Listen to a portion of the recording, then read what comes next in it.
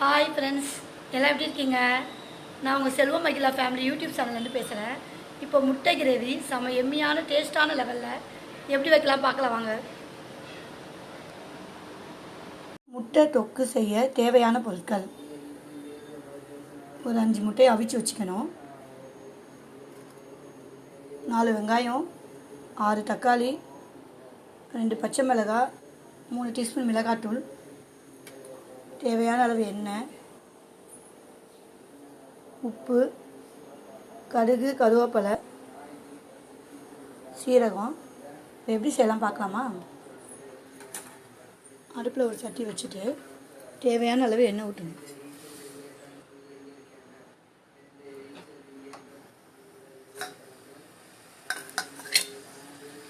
எண்ணெய் காஞ்சதுக்கப்புறம் கடுகு, கருவேப்பிலை, சீரகம்.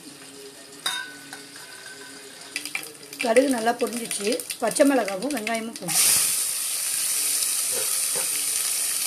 வெங்காயம் சீக்கிரம் வதங்குறதுக்கு அதில் சால்ட் சேர்க்கணும்.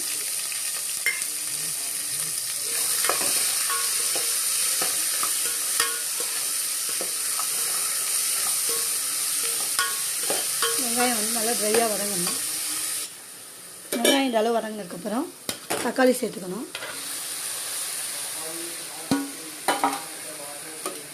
தக்காளி நல்லா வதக்கணும்.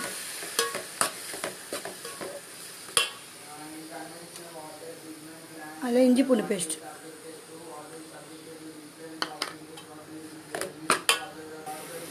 இந்த அளவு தக்காளி வதங்கினதுக்கப்புறம் 3 ஸ்பூன் மிளகாத்தூள் நல்லா ட்ரையாக சிம்மில் வச்சு வதக்கிடணும். ஹாய் ஃப்ரெண்ட்ஸ், எல்லாம் எப்படி இருக்கீங்க? நான் உங்கள் செல்வம் மகிழா ஃபேமிலி யூடியூப் சேனல்லேருந்து பேசுகிறேன்.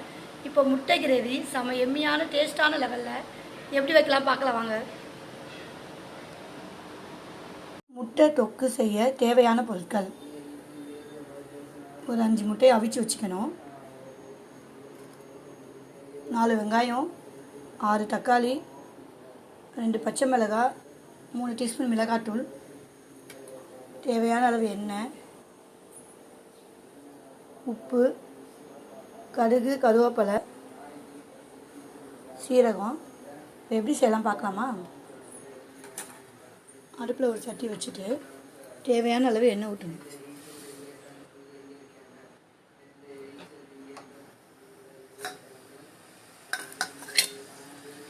எண்ணெய் காஞ்சதுக்கப்புறம் கடுகு, கருவேப்பிலை, சீரகம். கடுகு நல்லா பொரிஞ்சிச்சு, பச்சை மிளகாவும் வெங்காயமும் போடும். வெங்காயம் சீக்கிரம் வதங்குறதுக்கு அதில் சால்ட் சேர்க்கணும்.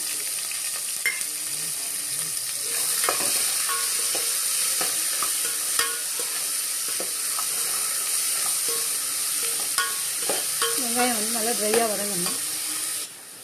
வெங்காயம் இந்த அளவு வதங்கினதுக்கப்புறம் தக்காளி சேர்த்துக்கணும்.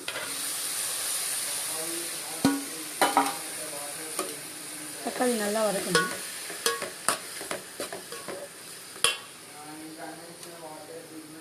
அதில் இஞ்சி பூண்டு பேஸ்ட்,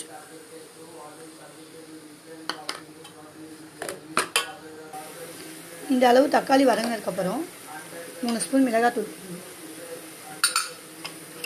நல்லா ட்ரையாக சிம்மில் வச்சு வதக்கிடணும்.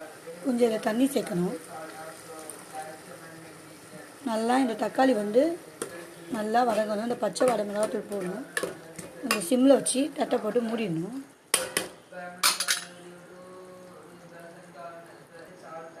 நல்லா தட்டை போட்டு மூடிட்டு நல்லா வேக வச்சுட்டோம்னா முட்டை தொக்கு ரெடி ஆகிடும்.